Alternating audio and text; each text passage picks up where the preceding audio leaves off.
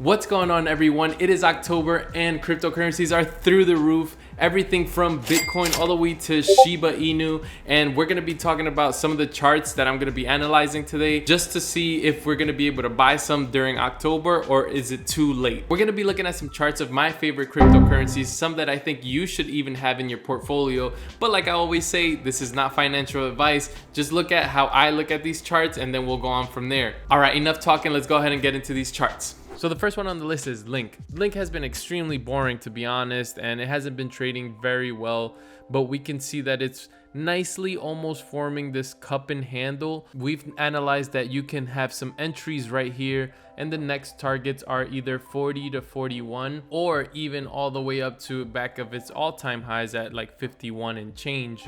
The next one on the list is Cardano. You guys know I love Cardano. It's been my baby since day one. I do believe in their ecosystem and the things that they're doing. They're just great things. If we look over here, we can actually see that it is still above the entry point. It already hit past this entry point, but if you are looking for more long-term holds, you can still get in this because the targets are above $3. So if you think, and if you're bullish like I am, and you think that it's going to go way past that, then I would definitely suggest picking up some ADA and just riding it all the way to the end. So yes, this is the first target that I'm looking at for Cardano. Like I said, it's not always too late. I've been dollar cost averaging ever since it was like $1 and change, and now it's still $2.27, and it's still, I think, a buy.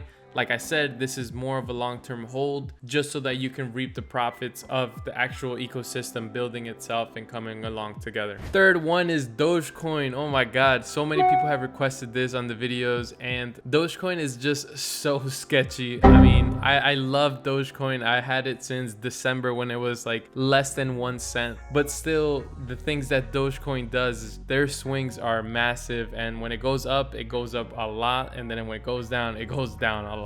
Right here I've highlighted these entry points, but does it mean that it's gonna hit here? Not necessarily, but now we see this red candle that's coming down over here that it can potentially bring it to this entry point and probably bounce off of this support line. That's what we're thinking. Doesn't mean that it's gonna happen, but you can see this bull flag right here. Hopefully that it bounces and then it breaks. If it does break around this area, then obviously it's just gonna shoot up. But yeah, there's a lot of speculation saying that Dogecoin will hit $1 by the end of this bull cycle, and I'm really hoping for that. I think I still have like, I don't know, 15,000 coins or something like that of this, so it's a pretty good amount, and if it goes to $1, I'll definitely be selling a lot more of them. So here we have Cody, the next one. I told you guys about Cody a long time ago.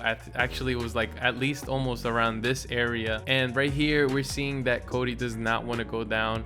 If it does go back down to this second entry point, or this first entry point, it would be 43 cents. It was like this not too long ago, about a week or two ago. If it doesn't hit here, it's looking like it might just keep bouncing up into price discovery mode. So we'll see what happens from there. And one that I get asked a lot about is going to be Matic. Matic is one of my favorites right now. It's currently trading at like $1.27. And if we look at this resistance right here, if it bounces from here and it comes down, then we can possibly see another entry area where we can buy more, like at $1.10. But now if this green candle keeps becoming green and green and we break out of this resistance, then we can definitely see these targets over here. There's people speculating that Matic can go all the way up to $3, which could be possibly like a 2.5x from here. So just make sure you're on the lookout for that one. So next up is Solana. Solana, I'm still extremely bullish. I'm almost as bullish as I am with Ethereum. This is very comparable to that. Right now, they're just trading sideways. This is the resistance that it created so far.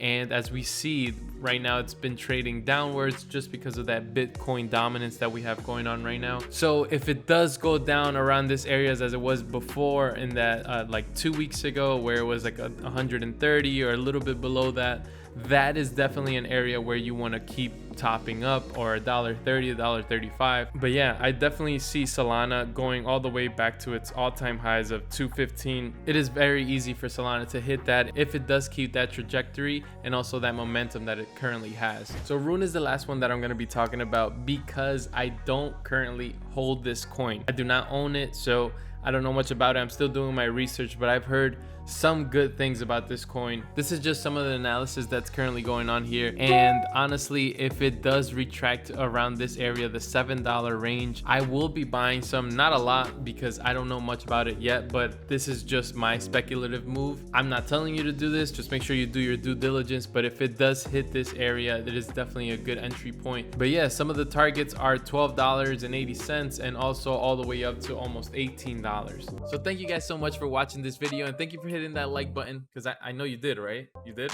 Yeah. We're here breaking the cycle, making sure that our future generations are wealthy and healthy. I'll catch you guys in the next one.